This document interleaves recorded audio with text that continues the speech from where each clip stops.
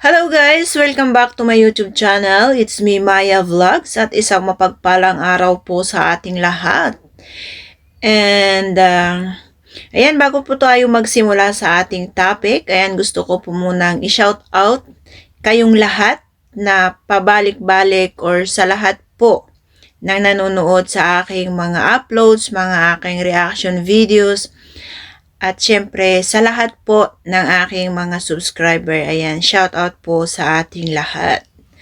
So, ayan, for today's video is alam naman po natin yung usap-usapan or yung ingay sa community ng Kalingap sa ngayon. And, talagang maingay na talaga and napaka-toxic na po, no? And ngayon naman is ating mapapanood ang video or ang aking reaction video tungkol po dito sa desisyon na ibinaba po ng Karaba, no? And sila na po ay may karapatang magtanggal, no? Sila na po ay nagbaba ng desisyon tungkol po dito. Kasi nung nakaraan is dahil po sa issue na to, so which is hindi na po natin sila dapat silang i-mention, no? So nag-live na po si Kalinga Prab dahil sobra na po yung mga batuhan po ng mga reactor, no? Yung mga reactor na, yung mga charity vlogger na rin is nagiging reactor na.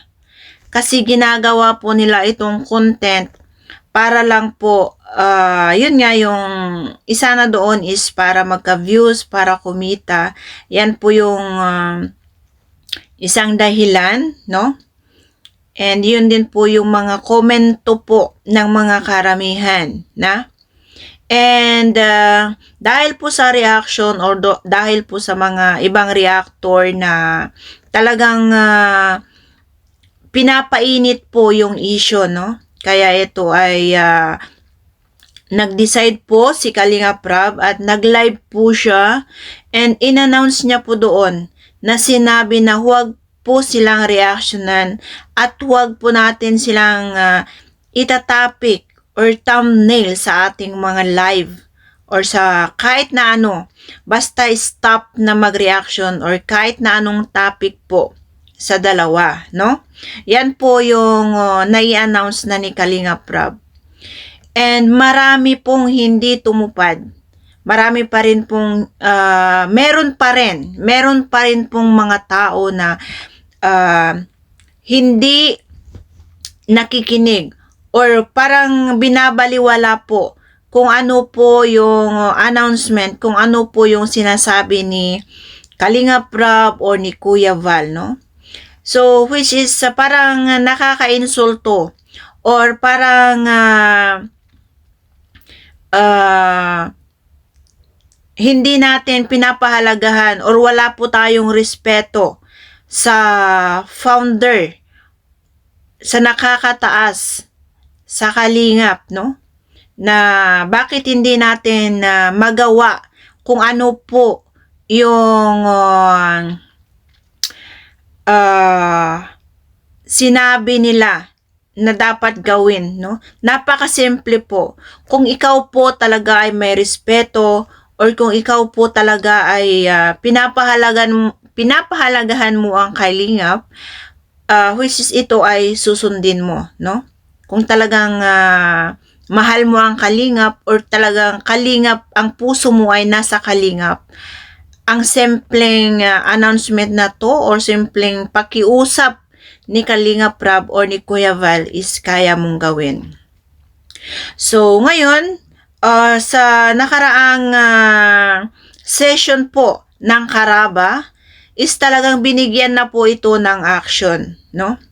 And alam naman po natin na may dalawa na talagang hindi tumupad or meron pa rin po silang mga issue na kung ano-anong issue, no? And eto na po yung naging decision po ng Karaba para sa dalawa. And para malinaw po, ayan, pakinggan po natin ang video na kung ano yung naging desisyon po ng Karaba. Base po ito sa utos na inilabas ng ating pamunuan ni Kalinga Prab at saka ni Kuya Bal na dapat itong subject na ito ay tigilan na. Itong subject na ito ay tigilan na. Malinaw po yun. Pero, dahil sa hindi sila tumitigil, hindi talaga tumitigil, hindi sila tumitigil sa pagsuway. Tama ba yun? Pagsuway. O, hindi tumitigil eh. Di pagsuway sa sinabi ng ating leaders ay meron po tayong desisyon na gagawin ngayong gabi. At yun po ay sasabihin sa atin ni Teacher N. Dahil hindi sila sumusunod, matatawag ba din natin itong insubordination? Kasi may nakakataas sa atin eh. Sino nakakataas sa atin? Si Kalinga Prab. Si Kalinga Prab ay nakakataas sa ating lahat dahil siya ay ang Vice President ng Kalingap. Even Kuya Bal, siya po ang President natin. So, si Kuya July, nakakataas po ang mga yan sa atin. So, ang kanilang mga panawagan, susundin po natin. So, dahil hindi po tayo sumunod, so ibig sabihin, hindi natin nire-respeto ang kanilang panawagan sa atin. Tayo ay mga subordinates nila. So, masasubject tayo for insubordination. So, dito sa masususpende natin na tao, Renoli, mga seats, ayun, meron ba tayong makikita na insubordination sa kanila? Yeah, katulad nga na sinabi ni Teacher Ren, binasi po ito doon sa ano yung ginagawa nila after the announcement. 'Di ba? Yun naman yun eh. Sinabi ng ni Kalinga Prab, starting today po ay ganito na, wag nang reaksyonan, wag nang i-vlog, no? Yan. Ay hindi rin eh. So ibig sabihin na hindi pa rin sumusunod, tapos binigyan na ng warning, tapos hindi pa rin sumusunod. Hindi po nila pwedeng sabihin na hindi namin alam eh. Kasi putok na putok po ito sa Kalingap. So therefore, meron ka dong pwedeng sabihin na kung ikaw ay subordinate, hindi ka sumunod doon sa iyong leader, insubordination po iyon. Or pwede rin naman sabihin yung duty mo na sumunod, hindi mo ginawa. The negligence of duty. So, I think pwede pasok sa insubordination kasi nga, they will be suspended for 15 days. 15 days? Yes, 15 days. Si Gandang Emmy, who will be suspended for tonight. Yes. Ako mala mag-announce. Yes, eto po. Sana maintindihan, alam ko naman maintindihan nila yan at alam naman nila na kailangan talagang sumunod, no? So, ang sususpendihin po namin ngayong gabi. Simula ngayong gabi, no, start na yan tomorrow na hindi na sila pwedeng mag-topic dito sa Kalingap. Ito ay dalawa po sila. Walang iba kundi si Dr. Lab at si Red Sage. So, ayun, yun nga. Ako magbibigay ng isang dahilan kung bakit na-suspend. Kasi syempre, nanawagan na nga unang-una pa si Kalinga Prab, si Kuya July, nanawagan na wag nang i-content itong dalawa. Pagpahingahan naman. Diba? So, nag-warning na din kami and nag-warning na din kami last night. So, marami ng beses kami na nag-warning. Pero, nang-check namin yung kanilang channel, nag-topic pa din. So, they're making fun of us, guys. Para bang pinaglalaruan lang nila tayo na, diba? So, para bang hindi nila tinitake seriously yung mga alituntunin na binababa galing sa taas, binababa dito sa atin, diba? So, para bang nakaka-insulto din ito dito kay Kalinga Prab na sabi nga ni Kalinga Prab, wag naman na munang itapik para mapagpahingahan naman itong dalawa. Pero patuloy pa rin na nagtatapik. So, ayun. Yun ay paglabag. Nakitaan ba natin sila ng paglabag, mga Kalingap? Nakitaan ba natin ng paglabag, Kuya Noli? Yung dalawa, bakit na-suspend? Yes, I agree. I agree with the decision ng Karaba, no? Kasi several times winarningan na po sila At alam po ng lahat na pinatitigil po ni Kalinga Prab at saka ni Kuya Bal yung pagre-reaction do sa dalawa, no? Para umayos na. Pero dire-diretso pa rin po. At ayun. At marami rin pong nakakita niyan, ano? And even yung mga ibang reactors sinasabi yan at nire-reactionan. And may mga feedback po sa ating mga Kalingap members, no? Kaya ito po ang aksyon ngayon ng Karaba. Red Sane, Dr. Lab, kayo po muna ay suspended for 15 days. So, ayan guys, napanood natin yung video, narinig natin kung sino yung nasuspende, no? And sila po ay mga charity vlogger. Bakit sila nasuspende? Ay, yun na nga, hindi po sila tumupad sa rules na ibinababa po ng Kalingap or si Kuya Bal at si Kalingap Prab, no? Even though ito ay napaka-short time lamang, okay? Napaka-short time lamang kasi 15 days lamang po yung kanilang suspension at sana naman po ito ay magiging aral po sa kanila, no? Ano kasi sina Kuya Bal kasi, no? Which is ito ay talagang mabait po talaga kasi sila. Kaya hindi po nila matiis, no? Maraming mga rules na kanilang binababa pero lagi po naman itong dinidisobey ng mga Kalingap reactors, Kalingap partners at Kalingap charity vloggers, no?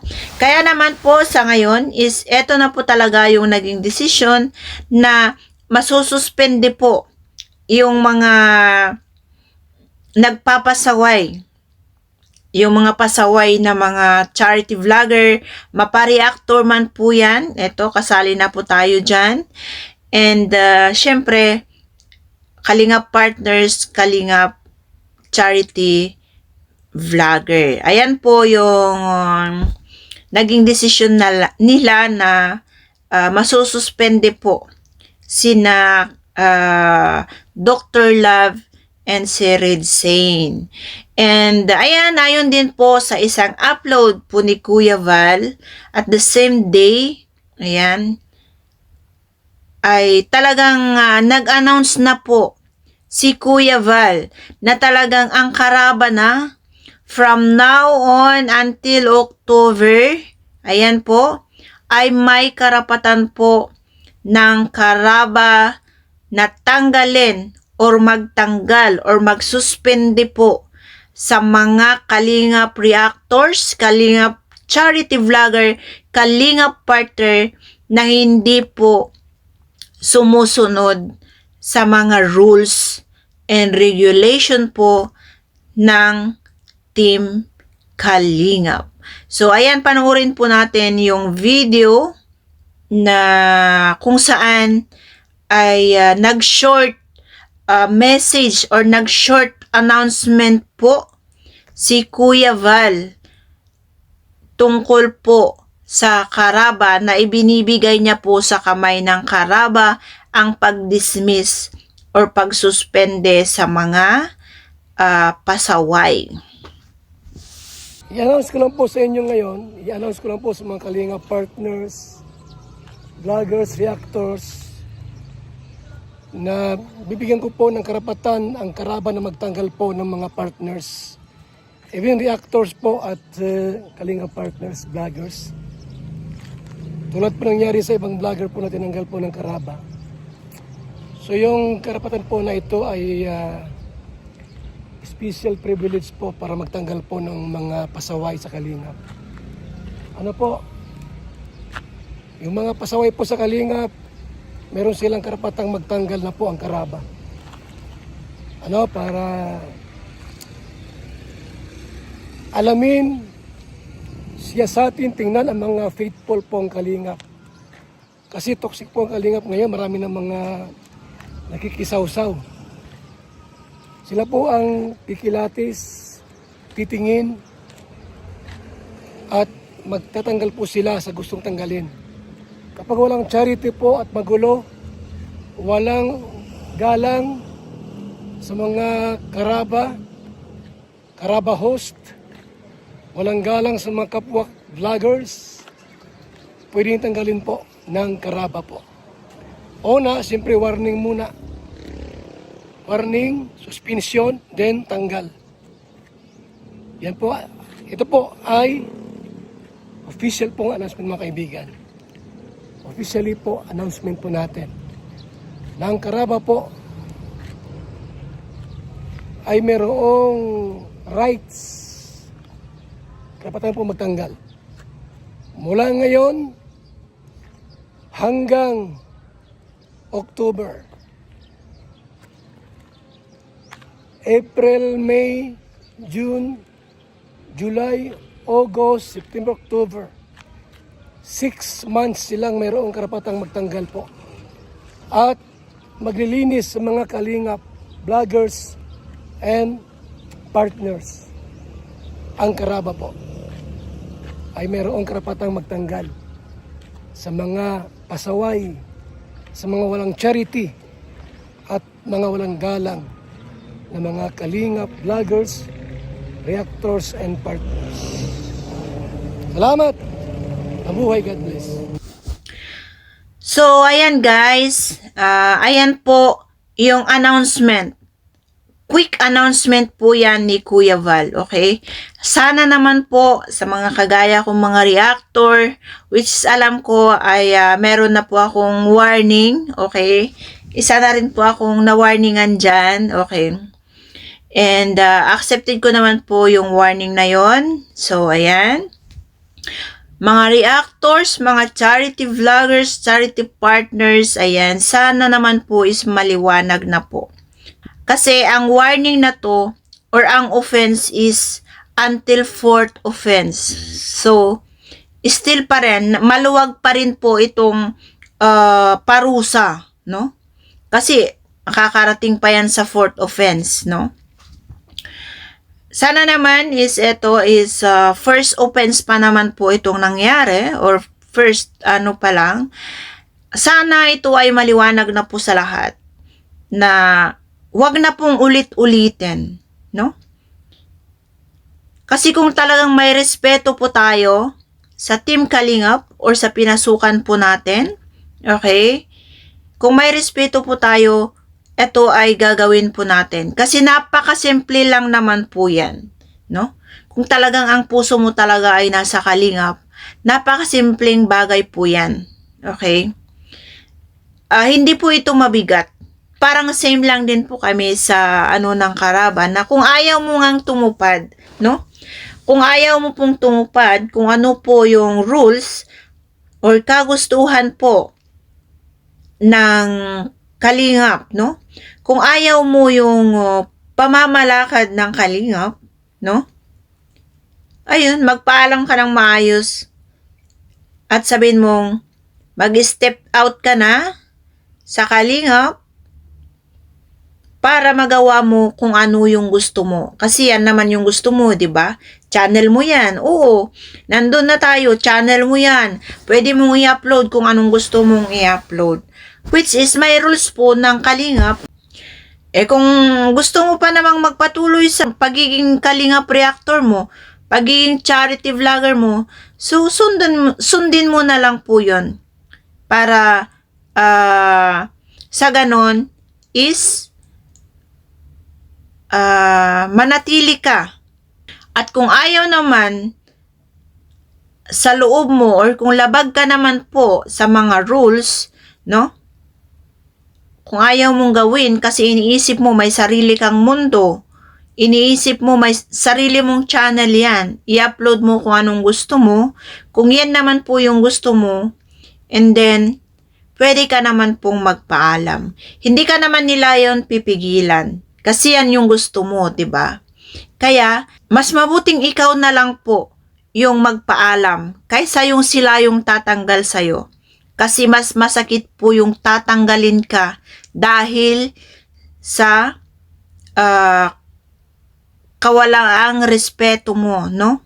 Na hindi mo nire-respeto or lagi mong nilalabag yung rules. Mas masakit po yun. Kaya ang mas mabuti na lang, bago mo gawin ang isang bagay, okay? na gusto mong gawin para sa sarili mo or para sa channel mo, kasi ang usapan naman dito is tungkol sa channel. Ayan, kung gusto mong i-upload, kung anong gusto mong i-upload, gusto mong i-topic, kung anong gusto mong i-topic sa live mo, no? Ayun, magpaalam po kayo ng maayos. Ayan, magpaalam po tayo ng maayos. Ayan, yun po, ibibilang ko po yung sarili ko doon kasi isa naman po tayong reactor, no? Kaya, counted po tayo dyan. At sinabi ko na nga, meron akong warning. Meron na rin akong warning dyan, no? Kaya, itong announcement na to, or itong naging desisyon po ng Karaba, ito po ay napakagandang lesson po sa lahat. Sana naman ito ay maliwanag na, and wag na po sa mga kasamahan natin, sa lalong-lalo na sa mga Kalingap partners, Kalingap reactors, and mga Kalingap charity vloggers, ayan. Wag na lang po nating suwayin kung ano po ang rules na ibinaba po nila Kuya Bal, kung ano po yung utos nila is sundin naman natin. Kasi alam naman po natin, hindi naman po nila yan ipapagawa sa atin. Kung kung alam nilang hindi natin kaya. Alam nilang simpleng bagay lang to. Kaya sila po ay nakikiusap sa atin na kung pwede, huwag mo nang gawin. Para matahimik po. No? Kasi ito na po talaga, kasi yung mga ganyan na po kasi pag hindi mo na kasi tinutupad yan, nagiging toxic na, nagiging usap-usapan, issue, laging issue, batuan ng issue, mga reactor, batuan ng issue, no? Doon po nagsimula ang mga toxic, maraming mga nagbabangayan. Kaya, ayan, simple lang po yung gusto nating mangyari. Yung tahimik, tuloy sa pag-charity, ayan, para mas marami pa pong matutulungan. Lalong-lalo na sa mga nangangailangan, sa mga seniors, sa mga batang may pangarap na walang kakayaang mag-aral. Ayan po yung number 1 na layunin po na gustong gawin po nila Kuya Bal at Kalingap Rab. So, ayan, bago po tayo mag-end, ayan, huwag din po nating kalimutang suportahan ang founder ng Kalingap na si Kuya Bal Santos Matubang, Kalingap Rab, Ate Edna Vlog, Jack Tapia Matubang, at sa lahat po ng ambassador, Kalingap partners, Kalingap reactors, ayan, huwag po natin silang kalimutang suportahan, i-follow, i-visit yung kanilang mga upload. So, ayan, hanggang dito na lang po ang ating reaction, and maraming salamat po. Bye-bye and God bless.